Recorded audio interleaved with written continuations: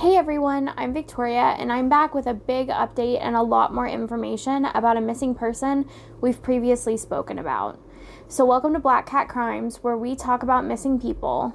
Get cozy and let's talk about Danielle Lopez. I want to start by saying thank you so much to Sue Quackenbush, who took the time to talk to me about her daughter's case. She told me so much about Danielle and just what has been going on in general, and even gave me time to clarify a lot of details that seemed mixed up or maybe a little off or details were missing.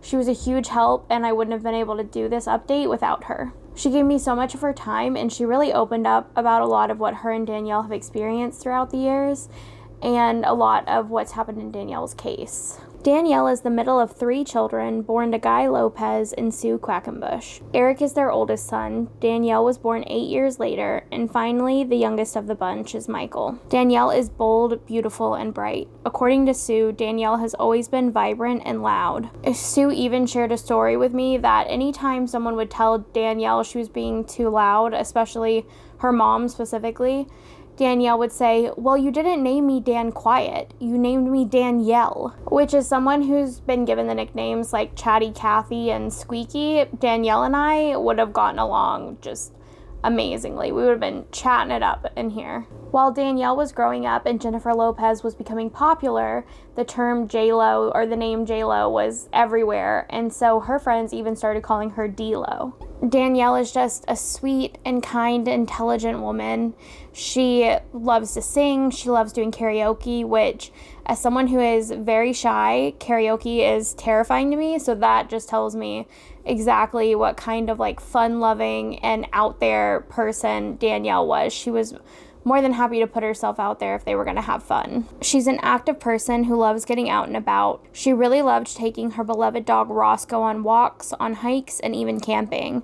They really loved going places together, and Roscoe brought Danielle a lot of joy. Now, an important part of Danielle and Sue's stories are a series of tragedies that have taken place over the last several years and have really shaped the last decade of their lives. As I said, Eric is Danielle's older brother, and even though they were 8 years apart in age, according to Sue, they were close enough that they could practically finish each other's sentences. They really had a close bond. On Christmas Day of 2015, Eric very suddenly took his own life. He left behind 2 children and many absolutely heartbroken family members. It would only be 10 months later that tragedy would strike again for the family. Michael Lopez, Danielle's younger brother, had served as a Marine. Sue said that Danielle had been a huge support to Michael during his enlistment and really working towards the goals he wanted to achieve with his service. It was about 10 months after that Christmas Day in 2015 that Michael had recently returned from a deployment to Afghanistan. His family was thrilled that he was home safely and that they were able to have this time together again. But one day while he was driving, he was in a fatal car accident. And I said this in my first video, but it feels very relevant and true, so I'll say it again here.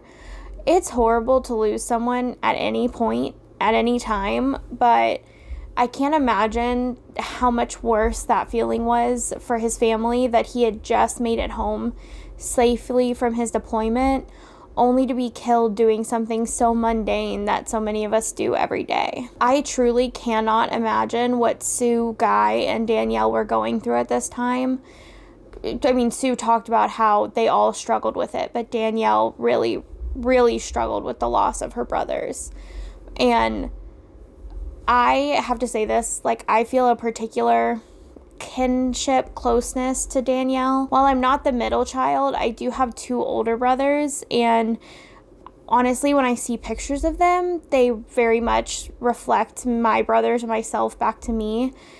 And every time I think about what Danielle has gone through losing her brothers, it is just absolutely devastating. I truly cannot imagine what that feels like. 4 years later, Danielle was living with her grandfather, Fred Lopez Sr. Her grandmother had passed away, so at this point she was living with her grandfather, taking care of him and just spending time with him. Danielle and her grandfather were so close and they had a lot of fun together. They were world travelers, Sue said. Danielle and her grandfather made many trips together, going on cruises and even on a vacation to London. And I love this story that Sue shared with me. Apparently, Fred Sr., who they called Pop very lovingly, looked so young for his age that a lot of people, when they would see Danielle and Fred together, would assume that they were in a relationship and not grandfather and granddaughter.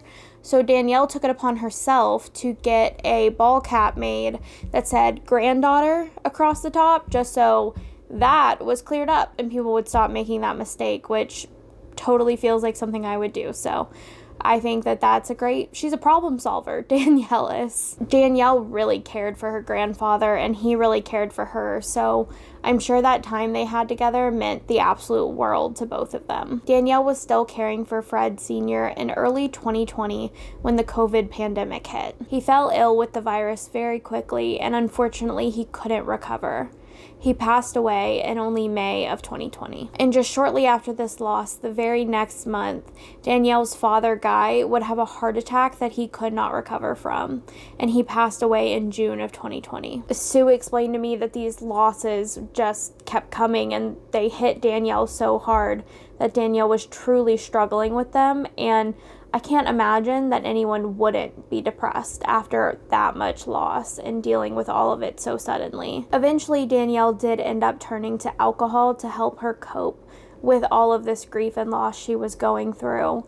And while it's definitely not a healthy coping mechanism, I can understand what led her to that. And all of this leads up to where Danielle was in April of 2024. It was around April 7th or 8th that Danielle and her boyfriend, whose name really hasn't been shared publicly, started a camping trip in the Brendan T. Barron State Forest in New Jersey. The couple had been together for 7 years at the time of this camping trip, and they usually lived together in their home in Willingsboro, New Jersey. Though they didn't give any particular reason for their camping trip, there was an eclipse during the time that they were camping. And this eclipse may have been what drew them out to actually camp, but Sue wasn't completely sure. She didn't know if the eclipse was enough of a reason for Danielle to want to go camping, but she said that it just didn't feel like something Danielle would normally want to do. You see, Danielle did like getting out into nature and camping and doing things like that usually, but what she really loved to do was go do those things with her dog Roscoe. But tragically, Roscoe had to be put down just a month before this camping trip due to his old age. Sue also felt that because it's pretty cold that time of year in New Jersey, around April still.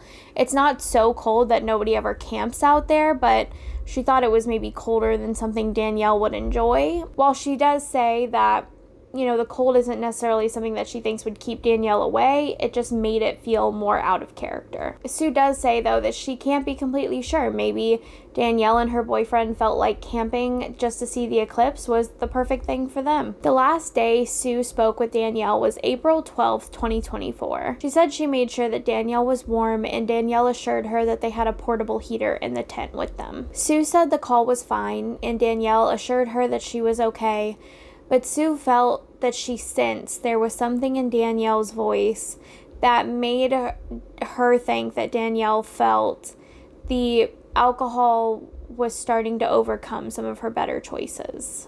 Danielle didn't directly say that she wanted to stop drinking or she wanted to seek help, but Sue thought she heard something in Danielle's voice in that final call. Throughout the next week, Sue called and texted Danielle as she normally would, but Danielle never answered. Sue called Danielle every day, twice a day. She would call her once at 7 a.m. on her way to work, and then again at 4:01 p.m. on her way home from work. Danielle didn't always answer all of Sue's calls. As I said, she called her a lot. So Sue didn't immediately worry whenever Danielle wasn't answering her calls after the 12th or even immediately calling her back. The odd thing Sue did notice, though, was that as she was sending text messages and pictures to Danielle, In their text thread, the pictures were shown as delivered but never opened. Eventually, all calls that Sue were making to Danielle started going straight to voicemail, and any text messages sent were shown as sent, never delivered. After about a week, Sue's worry was growing. While they weren't in touch every day, they were in touch often. So the longer and longer Danielle went without texting her back or calling her back or answering any of her phone calls began to feel weirder and weirder. It was on April 23rd, 2024, that a mutual friend of Sue and Danielle's would call Sue and tell her that Danielle was missing. Obviously, this was a shock to hear, and it only started to confirm the fears that Sue was having about not being in contact with Danielle for so long. Her worry only grew later that day when Sue received a text message from Danielle's boyfriend. Now, I want to pause here for a moment to tell you about the relationship between Danielle and her boyfriend so you can understand the true gravity of this text. Danielle and her boyfriend had been together for about 7 years, and despite the fact that they were together for so long, their relationship was far from perfect. Reportedly, there are instances of domestic abuse that have been documented throughout their relationship. Both of them also suffered from substance abuse disorder. Danielle specifically struggled with alcohol, while her boyfriend tended to struggle with illegal substances. And obviously, because of the domestic issues in the relationship, Sue was not a fan of this man, and so Sue and Danielle's boyfriend were not in any sort of contact, and he definitely didn't just send her text messages. While the text message from Danielle's boyfriend was weird enough on its own, the content of the message was so much worse. It simply said Danielle was missing, and that was it. Sue knew that there were times when Danielle would be out of contact from her boyfriend. She would leave him and kind of distance herself. And so that in itself wasn't weird, but when she was out of contact with her boyfriend, she was in contact with either Sue or this mutual friend of theirs. Even if Danielle was out of contact with Sue for about a week, she would have been in contact with one of these other two people. So the fact that all three of these people had not heard from Danielle in about a week now, something was very wrong. The next morning on April 24th, Sue saw something on the news about wildfires in the area where Danielle had previously been camping, and that was her final push, that she needed to call the missing persons unit and finally report her missing with the New Jersey State Police. And it does seem like the New Jersey State Police took Danielle's disappearance seriously from the beginning. They began asking around and trying to figure out the last time those around her had seen and spoke to Danielle. And during this initial period, Sue was also trying to find ways that she could help give them information or possibly track down Danielle. Years earlier, Sue had given Danielle a Wawa card, and she would only ever put $25 on it. Now, Danielle hardly ever used this card, but Sue just wanted her to have something to be able to get gas if she really needed it, or get a breakfast sandwich, or a drink, or, a pack of cigarettes, or something like that. Just enough money that she could get something if she needed it. But this card was the only thing that could possibly show movements of Danielle's that Sue had direct access to. So Sue checked and was surprised to see that Danielle had in fact used the card. She'd actually used it on the morning of April 13th, 2024, the day after Sue had last spoken to her. Sue called investigators immediately, and they were able to head right over. The card was used at a Wawa at 4 Route 72 in Vincetown, New Jersey. When police arrived, they were able to get security footage of Danielle inside the store. She had been there on the morning of April 13th at about 9:10 a.m., and all she got was a small coffee. Now, if Danielle had not used that card, we would have absolutely no idea about any of her movements after that phone call with Sue, so thank goodness she did. I did actually ask Sue if she thought there was a possibility Danielle used this card on purpose, and Sue said honestly she just thinks that it was a total coincidence that there was a Wawa nearby and Danielle decided to use the card. The security footage that police were able to obtain from this store hasn't been shared publicly, nor have they shared a lot of the details of what they see on the footage. Sue hasn't even seen the security footage herself. All that has been shared is a few details and a still from the footage. We do know that Danielle seemed fine and looked to be well on the security footage, And she actually was at the Wawa with someone, though the investigators refused to say who. They haven't even told Sue who that person is. They don't want to name the person she was seen with, but they do state that they've spoken to this person. Investigators don't want to name who this person is, but they do state that they've spoken to the individual. Police were also able to speak with the clerk who checked out Danielle that day. She actually did remember Danielle because she said she was just so kind and so sweet to her that it was a good conversation and she remembered her. The clerk said their interaction was normal and Danielle just seemed really kind and friendly. And what I have on screen now is the still that has been shared from when Danielle was leaving the store. It appears she seems to be maybe talking and even smiling at someone as she leaves the store. And for a few days, that's really all police had. Investigators were searching in the area around the campsite where Danielle and her boyfriend were camping because when they spoke to her boyfriend, he told them he hadn't seen her since about the morning of April 13th. Yet he never reported her missing, and it took him 10 days to tell anyone she was missing. So even if this hadn't made him look suspicious in this instance, which, to be clear, it definitely does, it at least made him look like a very bad boyfriend. At this point, Danielle, her car, her phone, and several of her belongings were missing, but nobody actually seemed to believe that Danielle had just up and left her life on her own. The next major development came on May 1st, 2024, when Danielle's car was found. It wasn't in the Brennan T. Barron State Forest or left in Vincetown, where she'd last been confirmed to be at the Wawa. So on April 13th, around 7 p.m. or so, a truck from this company found Danielle's blue 2008 two-door Hyundai Accent in a large puddle and seemingly disabled on Lost Lane in the Wharton State Forest in the Woodlands area of Chatsworth. When they found it, there was no driver with the car. And police did share that eventually when they searched her car, they did have to actually jump her car to get it to turn on. So it was truly disabled at the time it was towed. Police executed a search warrant on the car in May of 2024, and whatever they saw in the car at the time led them to tell Sue not to expect Danielle to come home safely. Even now, we don't know exactly what was found in the car.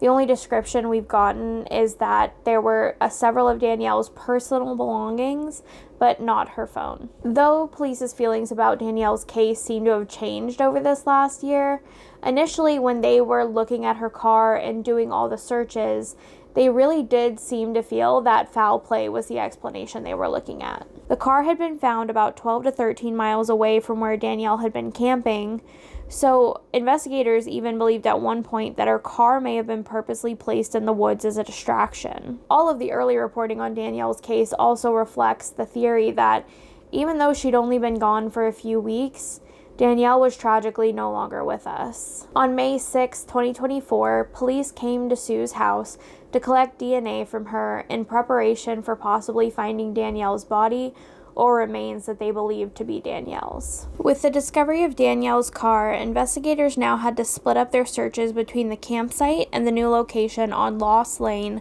where the car had been found. Extensive searches were done in these two forested areas. The New Jersey State Police's Missing Persons Unit, in conjunction with the Human Trafficking Unit, conducted searches on foot, horseback, with dogs, and with drones.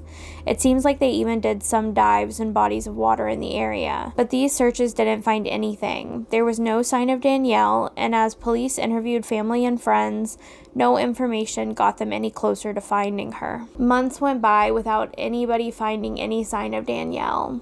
And as this time passed, Sue began receiving odd text messages. Months went by with nothing being found. And during that time, Sue began receiving text messages from someone claiming to know what happened to Danielle. This person outlined details of what they claimed happened to Danielle, and Sue felt that they sounded realistic and even matched some of what they knew about Danielle going missing at this time. Finally, they told Sue that if she paid for the information, they would tell her where she could find Danielle's body. Sue felt their information was credible, so she contacted a lawyer spoke to them, had them look over the text messages.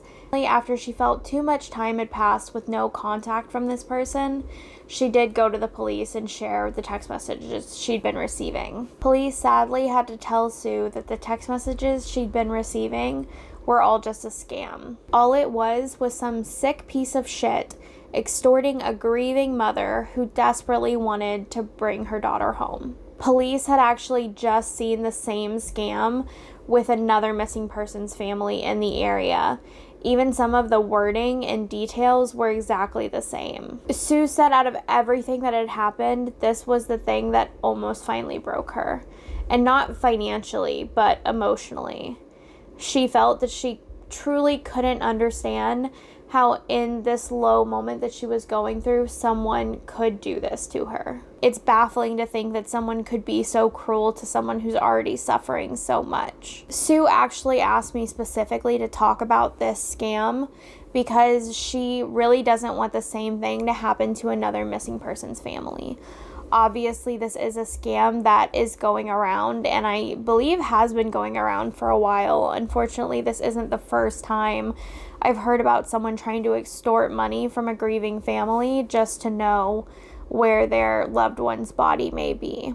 So, in these instances, it's always safer to go to the police. Speaking of scams, or at least a warning to those of you out there looking to help, there are no GoFundMe campaigns set up directly by Sue or close family members of Danielle's. While there are GoFundMes set up trying to claim that they're helping fund the search for Danielle, Sue has tried to get these taken down several times. Sue has made it clear that the money being collected by those GoFundMes are not going directly to her Danielle's family or to the search for Danielle. So if you see a GoFundMe going around for Danielle, I would not recommend donating to it. Later on in the year, Danielle's case was switched from the missing persons unit to the major crimes unit. So it seemed like at this point, police still very much suspected that foul play was involved in Danielle's disappearance. And in August of 2024, new evidence came forward that was a huge development in Danielle's case.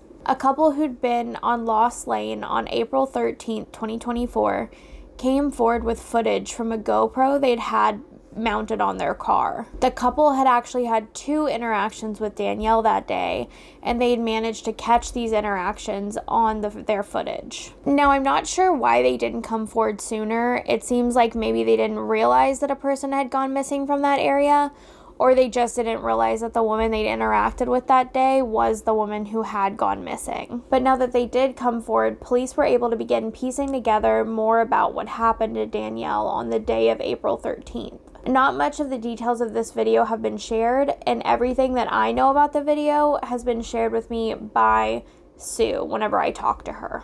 And she has seen the video a couple of times. The couple drove past Danielle in their car once, and they stopped to speak with her.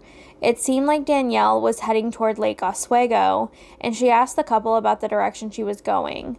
It's my understanding that the interaction was pretty normal. So in initial reporting immediately after Danielle's car was found, Sue had said that she felt like this was a place she didn't think Danielle would go. But based on this GoPro footage, we actually do know that Danielle was voluntarily in this area. And Sue explained to me why she specifically believed that Lake Oswego might have drawn Danielle to that area that day. Danielle's uncle on her father's side, Uncle Freddie, went to Oswego College. Sue thought there was a possibility that maybe Danielle was feeling a little down that day. And when she saw Lake Oswego on a sign, she felt drawn to it. It was just the word, yes, but maybe she would have felt a connection to family through it. Sue said she could imagine that maybe Danielle would drive out to that lake and then call her Uncle Freddie and say, "Guess where I am? Oswego." And then her Uncle Freddie might say, "What are you doing all the way out there?" And then Danielle would laugh and say, "No, Lake Oswego." And then they would be able to talk and kind of chat about how Danielle was feeling and just maybe cheer Danielle up a little bit. It was likely that Danielle intended to go to a place where she felt close to her family, even if the connection was merely a word. Unfortunately, it seems like Danielle never made it to the lake, and that call never happened. Danielle would be seen on that couple's GoPro footage again later that day. This time she was on foot and they stopped to talk to her again. She talked to the couple, explaining that her car had gotten stuck. She'd hit a puddle and it seemed that the water had disabled her car. Now, according to police's interpretation of this video, Danielle didn't ask for help from the GoPro couple. But Sue, who has seen this video twice, disagrees with their evaluation of the video. Sue says that during the video, Danielle asks the couple, "What should I do?" and even asks them to help her push the vehicle out of the puddle. But Danielle didn't specifically ask if they could give her a ride or if she could use their phone. I asked Sue if she had cell phone reception in this area, and Sue has the carrier Verizon, and she said that her phone did in fact have service. But Danielle's phone is serviced by AT&T, so there's a possibility that Danielle didn't have service in this area or that her phone was already dead from her camping trips. From what Sue has heard from police, it seems that the GoPro couple said that there were extenuating circumstances as to why they didn't offer Danielle a ride. According to Sue, in the footage, Danielle seems lucid and coherent and just is asking for help.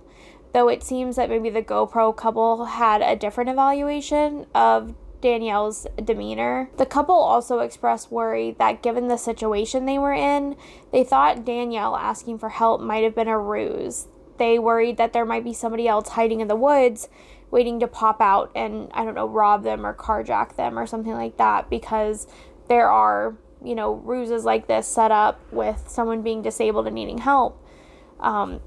So it seems that they shared that fear in the moment. Overall, they felt the situation was odd and suspicious, and they just didn't feel comfortable offering to give Danielle a ride. After the couple drove away, they also didn't call anybody to tell them about this suspicious situation or a woman being stranded. Only about 30 minutes after that interaction, which took place around 6:30 p.m., the tow truck showed up and towed Danielle's vehicle. Danielle was not with her vehicle at the time. So the only people who knew Danielle was stuck didn't call for help. It was cold that time of the year, and Danielle was in a place totally unfamiliar to her. And listen, I don't blame the GoPro people for not offering a ride to Danielle. Sue believes that in that situation, if she found a lone young woman stranded, she would be willing to offer a ride. But to be completely honest, I don't know that I would be willing to offer a ride. That's true, especially if I'm alone. I'm probably not going to make that offer. I do totally believe that I'd be willing to say, okay, you wait right here. I'm going to go call somebody and I'll make sure they get up to you to get help. But I honestly don't know that I'd let a stranger in my car if I was driving around in the woods. But you know what? People are human. They probably drove away from a situation that they found odd and totally convinced themselves that it really wasn't anything odd or anything to worry about. Thankfully, the couple did come forward and give the GoPro footage when they realized that they had an interaction with Danielle, and were able to give investigators at least more information about what happened that day. Basically, this is my, reminder that if you see something, say something. If you can help safely, you should help. But that day, as night settled, as best we can tell, Danielle was left totally stranded on Lost Lane, and there's been no sign of her since. One thing that Sue and I talked about a lot was that before the switch to the major crimes units with the New Jersey State Police, she used to feel a lot of support and compassion from the missing persons unit.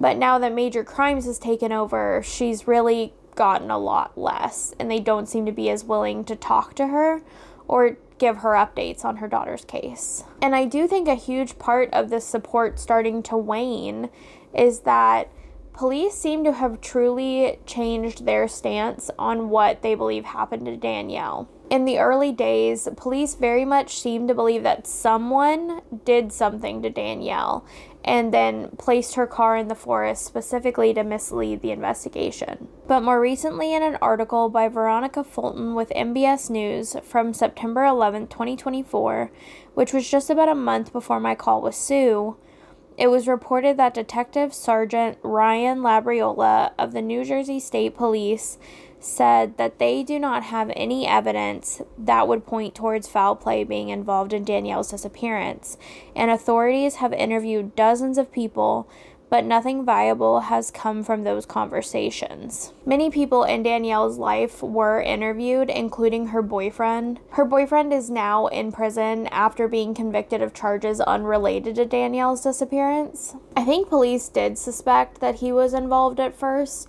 but based on the new evidence that's come out, it seems that they've moved away from suspicion towards him and suspicion that foul play is what caused Danielle to disappear. I don't necessarily disagree with the change in their perspective based on the new evidence available, but I do think that their handling of their relationship with Sue is not good. That's not holding up. At the time of our call, they seemed to have put up some sort of wall and not being willing to give her the communication and support she really needed through another unthinkable tragedy in her life. It has been a while since I spoke to Sue, obviously, and when we spoke before, police were very much discouraging her from offering a reward in the case of her daughter's disappearance. I have seen recent updates, though, with a reward now being offered. Sue is now working with Monica Kaysen, who is the founder of the Community United Efforts Center for Missing Persons. And I think organizations like this are just wonderful. I've seen more and more of them popping up lately.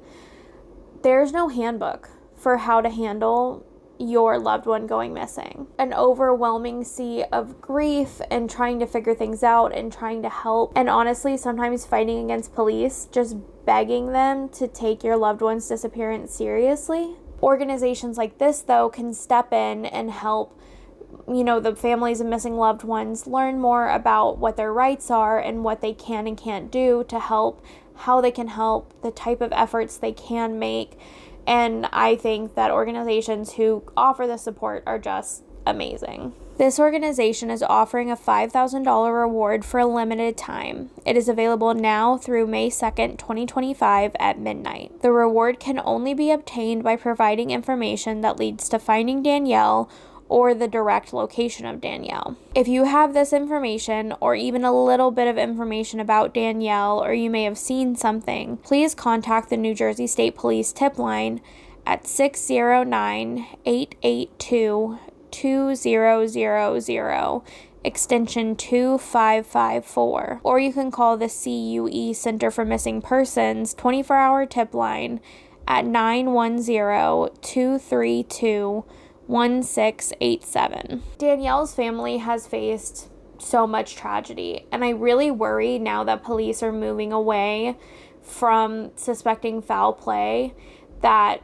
they're going to find it easy to push her disappearance to the side. And I especially worry about this because foul play should still be a possibility they're considering. While it is definitely possible that Danielle tripped or fell, got stuck somewhere and was hurt and couldn't get out, and they just haven't found her in that area of the woods yet, it is also a real possibility that the wrong person happened upon her when she was just out there alone. Someone who is just a bad person could have seen her as a victim of opportunity when she was just out there alone trying to find help, especially after they could have found her lost that night or within the next two or 3 days when she really needed help. We know of at least 4 people who were on Lost Lane that day: Danielle, the GoPro people, and at least the tow truck operator, let alone if they had someone else in the car with them. It's not impossible that somebody else could have been on this road because it's obviously not completely isolated. So it truly is too early to just completely rule out foul play as an option. I feel like this case is a tricky one. Police did take Danielle's disappearance seriously from the start and held several searches. In fact, they even held another search shortly after the time that I talked to Sue. I just think they've reached a point in their investigation where they've really gotten as far as they can go. In our conversation, Sue even brought up the fact that she didn't think the police would be able to go any further in their search for Danielle unless someone came forward with a new tip or lead.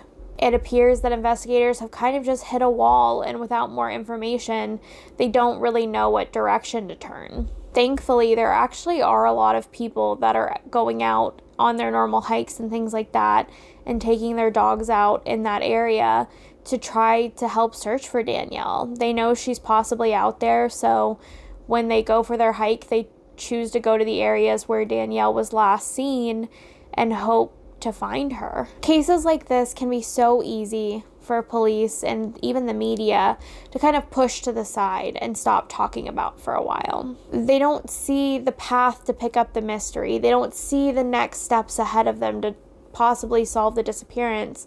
So they just put it on the back burner because more people go missing every day, more crimes are committed every day, and there's more to talk about and investigate constantly. And because of this, they just kind of wait for the next thing to fall in their lap and be able to pursue it further. I think the GoPro couple, though, is a really good example of why it's so important to keep talking about Danielle. If the right person sees her picture or learns that she was in the area the same time they were, they might have information that they could come forward with that would finally give Danielle's family answers. Danielle is 5'4" and about 135 pounds with brown hair and brown eyes.